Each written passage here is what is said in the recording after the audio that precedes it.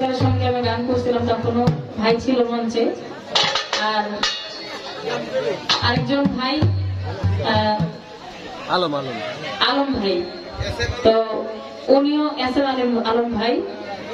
উনি বললেন যে আমার গান শুনছে ইউটিউবে, আমার ভাই প্রায় বাউল মঞ্চে ভাইকে দেখি, আবার ওই ভাইও বাউল গান শোনে, তাহলে বোঝা যায় যে ওনারা গান প্রেমিক মানুষ।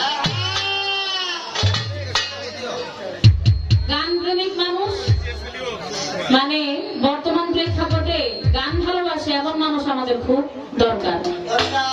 আপনারা যারা গান ভালোবাসেন, যারা গানটাকে আপনার খোরাক মনে করেন, গান যদি আপনারা শুনতে চান, তাহলে আমার ভাইদের জন্য অবশ্যই দোয়া করবেন, যাতে ভবিষ্যতে গান আপনারা বেশি করে শুনতে পারেন।